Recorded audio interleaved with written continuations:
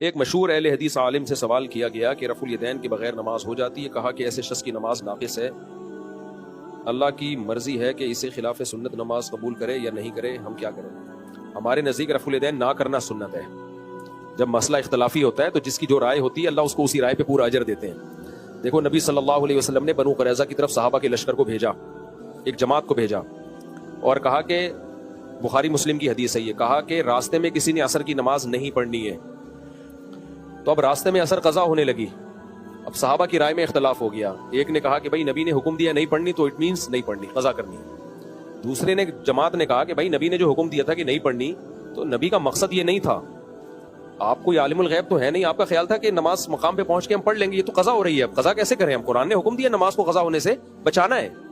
تو دونوں جماعتوں میں اختلاف ہوا، تو جس کا خیال تھا پڑھنی چاہیے پڑھ لی، جس کا خیال تھا نہیں پڑھنی چاہیے نہیں پڑھی۔ دونوں کا مقصد کیا تھا؟ نبی کو فالو کرنا۔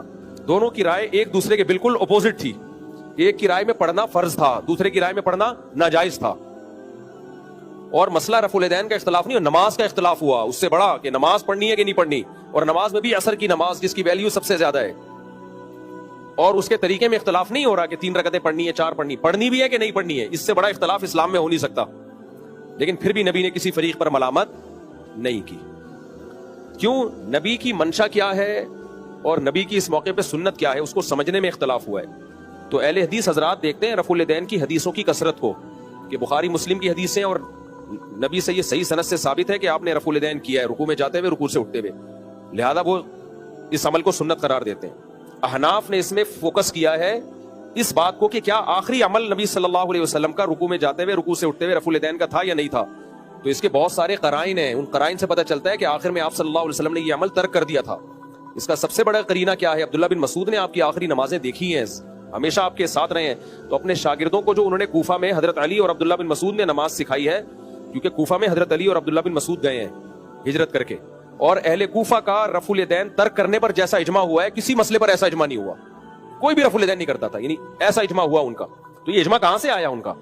کوفہ تو علم کا مرکز تھا، ہمارے پاس بخاری پہنچی ہے کوفہ سے، یعنی قرات سب سے زیادہ کوفہ کی مشہور ہوئی ہے، قرآن کی قرات مدینہ کی مشہور نہیں ہوئی ہے، کوفی قاری سب سے زیادہ مشہور ہوئے ہیں، کیونکہ حضرت علی نے جب کوفہ کو علم یعنی ہجرت کی نا، دارالخلافہ بنایا، تو علم کہاں ٹرانسفر ہوا ہے؟ پھر کوفہ میں ٹرانسفر ہوا ہے۔ کوفہ کی بہت بڑی ویلیو ہے عالم اسلام میں، تو کیونکہ حضرت علی علم کا خزانہ تھے، علم کا سمندر تھے، سارے اصحاب کا علم آپ کے سینے میں تھا، کیونکہ آپ کی عمر کم تھی نا، تو آپ نے خلفائے راشدین کا علم بھی آیا آپ کے پاس، اور نبی کے صحبت میں بھی وقت گزارا آپ نے، اور دوسرے عبداللہ بن مسعود، تو ان دونوں کا ٹھکانہ کوفہ تھا۔